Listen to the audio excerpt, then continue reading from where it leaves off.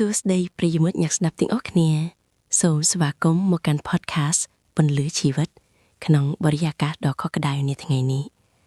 នាងខ្ញុំសុជាតាមានក្តីរំភើបណាស់ដែលបានវិលត្រឡប់មកជួបអ្នកទាំងអស់គ្នាជាមួយប្រធានបទដ៏ស៊ីជម្រៅមួយគឺជីវិតជួចចត់ធ្វើឲ្យអ្នកយល់ពីខ្លួនឯងកាន់តែច្បាស់ថ្ងៃនេះយើងក៏មានវត្តមានលោកភូសារឿនដែលជាវាគ្មិនកិត្តិយសដ៏មានបទពិសោធន៍ម្នាក់មកចូលរួមចែករំលែកជាមួយយើងផងដែរបាទជំរាបសួរសុជាតានិងសួស្តីប្រិយមិត្តអ្នកស្ដាប់ទាំងអស់គ្នាខ្ញុំពិតជាត្រេកអរណាស់ដែលបានមកចូលរួមពិភាក្សានៅទីនេះប្រធានបទថ្ងៃនេះគឺពិតជាមានតម្លៃខ្លាំងណាស់ព្រោះវាជាការពិតដែលមនុស្សភាគច្រើនតែងតែព្យាយាមរត់គេចពីភាពជួចចត់ប៉ុន្តែពួកគេភ្លេចថាវាគឺជាមេរៀនដ៏មានន័យបំផុតនៃជីវិតពិតមែនហើយលោកពូនៅពេលដែលយើងនិយាយពីភាពជួចចត់មនុស្សភាគច្រើនតែងតែមានអារម្មណ៍ភ័យខ្លាចឬចង់គេចចេញប៉ុន្តែហេតុអ្វីបានជាលោកពូយល់ថាភាពជួចចត់នេះគឺជាគ្រូបង្រៀនដ៏ល្អបំផុតដែលជួយឲ្យយើងស្គាល់ខ្លួនឯងកាន់តែច្បាស់ទៅវិញសំណួរល្អណាស់សុជាតាមនុស្សយើងភាគច្រើនរស់នៅក្នុងភាពសនុកសុខស្រួលហើយក្នុងស្ថានភាពបែបនោះយើងកំនឹងសួរខ្លួនឯងនៅសំណួរពិបាកណាស់នៅពេលដែលយើងជួបការខកចិត្តការបាត់បង់ឬការបរាជ័យធ្ងន់ធ្ងរវានឹងដាស់យើងឲ្យភ្ញាក់ពីភាពស្ងប់ស្ងៀម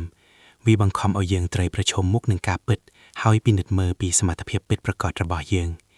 ភាពជួចចត់ប្រៀបដូចជាកញ្ចក់ឆ្លុះដែលបង្ហាញពីភាពរឹងមាំនិងចំណុចខ្វះខាតរបស់យើងដែលយើងធ្លាប់តែមើលរំលងនាងខ្ញុំយល់ស្របតាមលោកពូ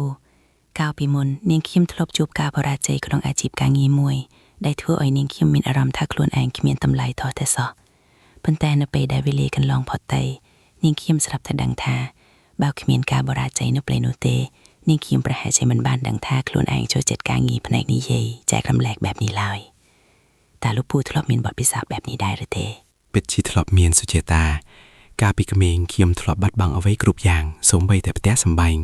ពេលនោះខ្ញុំមានអារម្មណ៍ថាពិភពលោកទាំងមូលកំពុងតែដួលរលំលើរូបខ្ញុំប៉ុន្តែក្នុងភាពជួចចត់បំផុតនោះឯងដែលខ្ញុំបានរកឃើញថាខ្លួនឯងមានការអត់ធ្មត់ខ្លាំងជាងអ្វីដែលខ្ញុំធ្លាប់គិតបែរគ្មានថ្លៃនោះទេខ្ញុំក៏មិនខ្លាចជាមនុស្សដែលចេះឲ្យតម្លៃលើរាល់ចំណិតនៃសុភមង្គលលើស័ព្ទថ្លៃនេះដែរភាពជួចចត់បង្រៀនយើងឲ្យស្គាល់ពីដែនកំណត់និងសក្តានុពលរបស់ខ្លួនឯងលោកពូបានលើកឡើងពីដែនកំណត់តើយើងអាចប្រើប្រាស់ភាពឈឺចត់ដើម្បីពង្រីកដែនកំណត់របស់យើងដោយរបៀបណាពេលខ្លះភាពជួចចត់វាធ្ងន់ធ្ងររហូតដល់យើងចង់បោះបង់ចោលអ្វីគ្រប់យ៉ាងបាទសុជាតាធម្មតាទេដែលយើងចង់បោះបង់ប៉ុន្តែសូមចាំថាដែកថែបដែលរឹងមាំបំផុតត្រូវឆ្លងកាត់ភ្លើងដែលក្តៅបំផុតនៅពេលដែលយើងស្ថិតក្នុងស្ថានភាពលំបាកបំផុតនោះគឺជាពេលដែលយើងត្រូវសម្រេចចិត្តថាតើត្រូវចោះចាញ់ឬត្រូវងើបឈរប្រសិនបើយើងជ្រើសរើសការងើបឈរយើងនឹងបានឃើញពីភាពក្លាហានដែលលាក់ទុកក្នុងខ្លួនយើងភាពជួចចត់មិនមែនមកដើម្បីបំផ្លាញយើងទេប៉ុន្តែវាស្វែងរកមកដើម្បីកែច្នៃយើងឲ្យក្លាយជាមនុស្សដែលប្រសើរជាងមុនពាក្យសម្ដីលោកពូធ្វើឲ្យនាងខ្ញុំគិតដល់ពាក្យមួយឃ្លាថាផ្កាឈូកដុះចេញពីភក់បើគ្មានភក់ផ្កាឈូកដ៏ស្រស់ស្អាតក៏មិនអាចរីកបានដែរចុះសម្រាប់អ្នកដែលកំពុងតែជួបទុក្ខលំបាកនេះពេលនេះហើយមានអារម្មណ៍ថាខ្លួនឯងកំពុងជាប់គាំងក្នុងភាពជួចចត់តើលោកពូមានពាក្យលើកទឹកចិត្តអ្វីខ្លះសម្រាប់ពួកគេសម្រាប់បងប្អូនដែលកំពុងជួបការលំបាកខ្ញុំចង់ប្រាប់ថាសូមកុំខ្លាចការយំឬមានអារម្មណ៍ឈឺចត់ភាពជួចចត់គឺជាចំណែកមួយនៃជីវិតប៉ុន្តែសូមកុំឈប់នៅទីនោះយូរពេកចូលប្រើវេលានេះដើម្បីសង្កេតមើលចិត្តខ្លួនឯងសួរខ្លួនឯងថាតើមេរៀនអ្វីដែលភាពជួចចត់នេះចង់បង្រៀនយើងនៅពេលដែលយើងជួបបន្ទប់ព្រំលិខិតហើយចាប់ដើមរៀនសូត្រពីវាយើងនឹងឃើញពន្លឺនៅចុងបញ្ចប់នៃផ្លូវជានិច្ចពិតជាអស្ចារ្យណាស់លោកពូការផ្លាស់ប្ដូរផ្នត់គំនិតពីការជាជនរងគ្រោះនៃព្រឹត្តិការណ៍មកជាសិទ្ធិនៃជីវិតគឺជារឿងសំខាន់ណាស់នាងខ្ញុំគិតថាភាពជួចចត់ជួយឲ្យយើងចេះបោះបង់អ្វីដែលមិនមែនជាយើងហើយចាប់យកអ្វីដែលជាតម្លៃពិតប្រាកដរបស់យើងត្រឹមត្រូវណាស់ជារឿយៗយើងរស់នៅតាមការចង់បាននៃអ្នកដទៃរហូតដល់យើងជួបភាពជួចចត់ទើបយើងដឹងថាអ្វីដែលយើងធ្លាប់ដេញតាមវាមិនបានផ្ដល់សុភមង្គលពិតប្រាកដឲ្យយើងឡើយភាពជួចចត់ជួយជំនះចោលនៅរបាំងមុខដែលយើងពាក់ហើយបង្ហាញឲ្យឃើញនៅខ្លួនឯងដ៏ពិតប្រាកដបំផុតគឺមាននរណាម្នាក់ស្គាល់ខ្លួនឯងច្បាស់តាមរយៈការអានសៀវភៅនោះទេប៉ុន្តែគេស្គាល់ខ្លួនឯងច្បាស់តាមរយៈការឆ្លងកាត់ព្យុះភ្លៀងនៃជីវិតពិតមែនហើយលោកពូ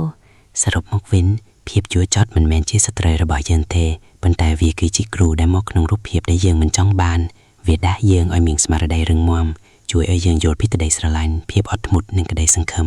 បាទសុជាតាហើយមុននឹងបញ្ចប់ខ្ញុំចង់ផ្ដាំទៅកាន់អ្នកស្ដាប់ថាកុំខ្លាចជីវិតតែមានរសជាតិជួចចត់ โปรบะเมียนรสชิดจัวจอดเทเยืองก็มันดังท่ารสชิดพะแอมลำแฮมมีนดำไรบรรณาโนได้โจตโตยกเวียเรียนโสดปีเวียหายทมทอดจิมุยเวียจีจงกร้อยนิ่งเขียมสมออกคนลูปูสาเรือนยังครั้งสำหรับการใจรุมเลกดอมินอัธนีในทางไงนี้สังคำถาประยิมัดเอสตับทิ้งออกหนึ่งตัวบานกำลังจัดหนึ่งเมเรียนล่อดำมายกต่ออนุวัตขนมชีวิตสมคมเพลิท้าเนกรังมอมเชิงเอาไว้ดาเนกดจูบคณีนเพกร้อยสำหรับทางไงนี้นิ่งเคียงสุเจตาหนึ่งลูปูสาเรือนซุ่มจุมเรียบเลีย